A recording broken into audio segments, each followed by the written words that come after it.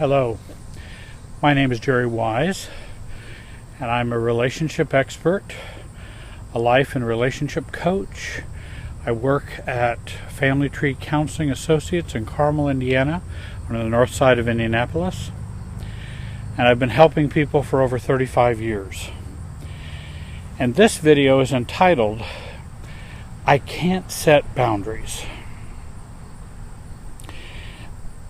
For many, many years, people have been asking me about boundaries. And whenever they confront boundaries or the need for boundaries, they often get frustrated, upset, discouraged, don't feel very hopeful, feel like they're a failure. And for many people, that's exactly true. That is the experience that they have. Many have asked me how to set boundaries, as though if they just knew the right formula, and if I could just give them the right formula, then the boundaries would work. Such as a husband saying, well, Jerry, how can I set boundaries with my wife? A wife asks, Jerry, how can I set boundaries with my husband? Tell me how, show me how. Or they have just said, I just can't set boundaries, it just doesn't work. And they struggle with boundaries with marriages, friends, families, pastors, all kinds of folks, church members, people at work. They just have trouble with boundaries. And I think it's a common problem that many experience. I have folks that come in and say they've been setting boundaries, trying to set boundaries for years, and have never been successful, and they just have given up and say, it just doesn't work. Then when they go to look and go to find out some advice on boundaries, this is what they're given so often. And they go to a relationship expert or someone online, or they read a book, and the book will say something like this, a 4-step model for setting boundaries. And I'll try to give you a brief version of it. 1, calmly inform the other person by stating, I feel uncomfortable and want to shut down when you yell at me. And this is actually from online. I got this online. Secondly, request that they honor your boundary.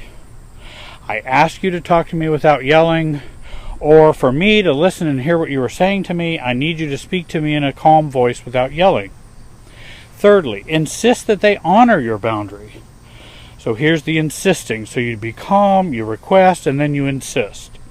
And again with a firm but kind voice, I insist that when we are talking, we talk in calm voices. And then fourthly, leave the situation. Now is not the time or place to continue communicating with someone who refuses to respect your boundaries, etc., etc., etc. Or saying, I will not continue this conversation in this way. And that's a typical kind of advice that folks get regarding boundaries. I do need to credit Judy Wright, who's an online expert, and she posts this online. And I certainly know that she means well, and for those very few who need this type of help or advice, I'm sure she is a help. But for many, they will try this, and they will fail over and over again. Because boundary setting is not about technique. The inability to set boundaries is 2% to do with the lack of delivery, body language, voice tone, desire, or knowing how to set boundaries. 98% of the problem is about something else. And that's what often most boundary experts, or those who talk about it, don't even discuss. You know, I wish this were all that was required to set boundaries. That we just do these 4 steps and then, you know, we've accomplished it. But so often it doesn't work, it doesn't help. I believe that 98% that I'm talking about has to do with the emotional field we are stuck in with our spouse, our friend, our family member, our boss, our pastor, church member, co-worker, or even therapist. And with the emotional field we are stuck in, which was created by our family of origin inside of us, there are lots of people who can run over us in our lives. And it creates a problem for setting boundaries. So it is the emotional field within us that we are stuck in, is why we have trouble with boundaries in our lives. Because we don't have internal boundaries. We don't have self-differentiation. We don't have a sense of self. And you can do and say all the right words all day long, and you won't accomplish much of anything regarding boundaries. And maybe some of you have had that experience. If we grew up with few boundaries and grew up with people violating our boundaries, and if we grew up needing to say yes when we meant no, then boundaries will be a problem for those of us who grew up in dysfunctional families. Again, people often do not lack the skill, the words, nor do they wonder about what boundary they wish. What they lack is the awareness of how they are so stuck in their past, their family of origin within them, and how much this colors and distorts their thinking, awareness, and processing of current relationships. That's the problem. It's like being stuck in the mud up to your waist, and you're making plans to run a marathon.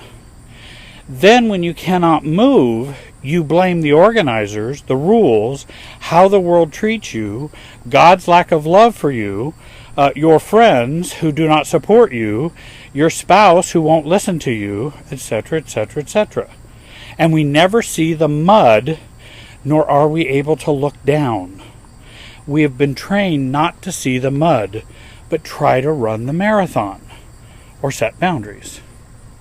If we don't have personal emotional boundaries, it is difficult to make, assert, or maintain any other boundaries. If we are too enmeshed with our family of origin, our past, our pain, we will lack the perspective, the power, or perseverance to assert boundaries in our relationships. Let me talk about Sally and Robert. Sally grew up with a physically abusive alcoholic father and continues to be enmeshed with her pain. Now, she says that was long ago and she's really kind of let that go. We put that in air quotes. She's kind of let that go. But she continues to be enmeshed with her pain, memories, and experience of her father, her shame, her anger, her abandonment, her self-image that resulted from the abuse, even though he died 10 years ago. The bad news, she will have little hope of success in setting boundaries with Robert, her second husband, or many times third husband. She had no boundaries with her father, few if any with Robert. Abuse is a boundary violator and creates a dynamic of enmeshment and over-closeness with the abuser. This lasts throughout our lives, unless we heal and get some distance and separateness with the abuser and with the past abuse. And I don't mean separateness in terms of denial. I don't mean moving far away. I don't mean choosing to never see them again. I don't even mean sitting down with a therapist and just kind of going over the story a little bit. That's not what I mean by getting separateness from that abuse. These are all superficial distancing. They're not the real separateness that can happen inside, the real letting go, the real deep healing. The real healing, distancing, occurs within us and occurs with going into and through the pain and healing the wounded child so that we can become the adults we now are. Remember, if someone cannot accept your boundary, they are enmeshed with you. Boundaries are not about fixing, changing, or punishing the other person. And I think Henry Cloud does a good job of describing that. And I would recommend Henry Cloud's books for you. You can find them on Amazon, Dr. Henry Cloud, very good regarding boundaries. If you've always been one who struggles with boundaries, contact me for help and coaching. The bottom line is, stop trying to set or assert boundaries and start discovering and achieving inner self-differentiation from your wounded past and from your enmeshed present. You can contact me on the information that's on your screen. I hope you'll share our videos with your social media. I hope you'll like the video. I hope you'll comment on my video. I'll respond to you. You can email me. I do Skype and FaceTime coaching for anyone who cannot see me in the office. Whether you're in India or Virginia or California or Miami, you can have a self-differentiation coach and relationship expert to help you. I want to thank you for watching the video today, and have a great day.